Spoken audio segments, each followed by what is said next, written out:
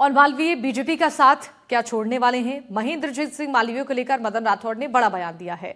महेंद्रजीत मालवीय के पार्टी छोड़ने की जानकारी नहीं है। मदन राठौड़ ने कहा है, मेरी उनसे बातचीत होती रहती है, पार्टी छोड़कर जाने जैसी कोई बातचीत नहीं हुई है। रविवार को मीडिया के सामने बीजेपी छोड़ने का ऐलान कर चुके हैं।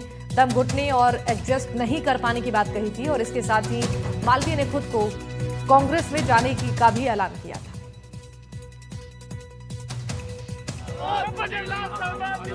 महेंद्रजीत सिंह पर सस्पेंस बरकरार है। हमें समाज में कुटुंब प्रबोधन बहुत जरूरी है। ये हमको जनता को सिखाने की जरूरत है। मैं एक विषय से हटके बात कर रहा हूँ आपसे। ये विषय है, ये हम आपके साथ चर्चा करना चाहते थे।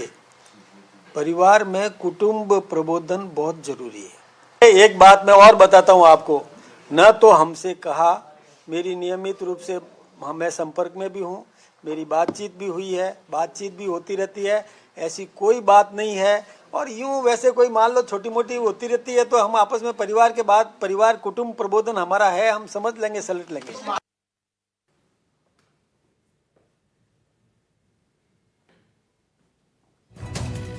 तो मदन राठौड़ ने कहा कि ऐसी कोई बातचीत हुई नहीं है, पार्टी छोड़कर जाने जैसी कोई बात अब तक उनकी ओर से नहीं कहा गया। हालांकि रविवार को मीडिया के सामने बीजेपी छोड़ने का उन्होंने ऐलान किया था। दम घुटने और एडजस्ट नहीं कर पाने की भी बात कही थी। इसके साथ ही मालवीय ने खुद कांग्रेस में जाने का ऐलान भी किया था। सस्पेंस बरकरार है, क्या वाकई मालवीय बीजेपी का दामन छोड़ रहे हैं?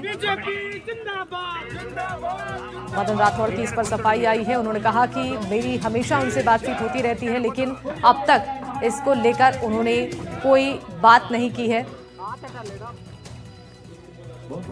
मेरी बातचीत उनसे हमेशा होती है, पार्टी छोड़कर जाने जैसी कोई बातचीत नहीं हुई है। रविवार को मीडिया के सामने बीजेपी छोड़ने का वो ऐलान कर चुके हैं। सुशांत इस खबर पर जानकारी देने के लिए जुड़ चुके हैं। सुशांत, महेंद्रजीत सिंह पर सस्पेंस अभी भी बरकरार है, लेकिन मदन राठौड़ ने जो सफाई दी है कि बातचीत हमेशा होती है, ऐसी कोई बात नहीं है। अब इस सस्पेंस पर किस तरीके से रिएक्शंस आ रही हैं? देखिए, ये करीब करीब सहमति थी कि कांग्रेस से जो नेता भाजपा में आए हैं वो पार्टी के भीतर एडजस्ट नहीं कर पा रहे हैं।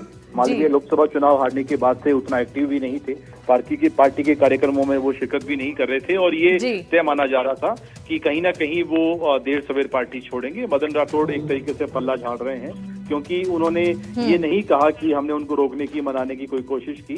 उनका बयान बता रहा है कि पार्टी के भीतर सहमति है, न केवल मालवीय को लेकर बल्कि बाकी जो नेता, दूसरे नेता कांग्रेस से आए थे, वो भी देर सवेर पार्टी छोड़ेंगे, इस तरह के संकेत मिल रहे हैं। बिल्कुल ठीक है, बहुत शुक्रिया सुशांत आपका तमाम जानकारी साझा करने के लिए। अलवर से अब बड़ी खबर आपको बता दें, जहां मिनी सचिवालय में किरोड़ी लाल मीणा की बैठक हुई। प्रशासनिक अधिकारियों के साथ समीक्षा बैठक उन्होंने की और जिले की मूलभूत सुविधाओं को लेकर चर्चा हुई। किसानों को बिजली मिलना प्राथमिकता होगी। किरोड़ी लाल मीणा ने कहा कि किसानों को समय पर बिजली मिले।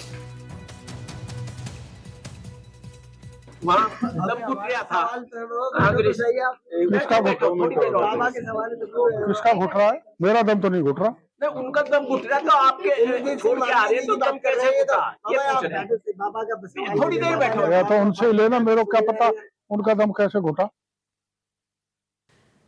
कोटपुतली से खबर है, जहां बहरूड जिले के ग्राम बसई में रात्रि चौपाल और जन सुनवाई कार्यक्रम आयोजित किया गया। इस कार्यक्रम में जिला प्रभारी मंत्री एवं राज्य मंत्री विजय सिंह ने शिरकत की और ग्रामीणों से संवाद कर उनकी समस्याओं को सुना। ग्रामीणों ने पेयजल, बिजली, सड़क अतिक्रमण, परिसीमन, पेंशन, पाइपलाइन लीकेज और घटिया निर्माण जैसे मुद्दों पर बातचीत की और मंत्री ने अधिकारियों को निर्देश दिए कि सभी समस्याओं का समाधान प्राथमिकता से और समयबद्ध तरीके से किया जाए। जिला कलेक्टर प्रियंका गोस्वामी ने भी परिवादियों से त्वरित निस्तारण का आश्वासन दिया। इस दौरान मंत्री विजय सिंह ने कहा कि विकसित भारत जी राम जी योजना केवल रोजगार ही नहीं बल्कि स्थायी आजीविका की गारंटी है। उन्होंने बताया कि योजना के तहत मजदूरों को साल में 125 दिन का रोजगार मिलेगा, 7 दिन में मजदूरी भुगतान होगा और देरी होने पर ब्याज सहित भुगतान किए जाएंगे।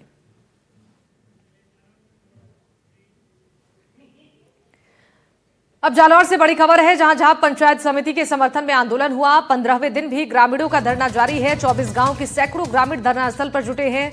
9 महिलाएं और 9 पुरुष भूख हड़ताल पर बैठे हैं। आंदोलनकारियों का एसडीएम से वार्ता से इनकार।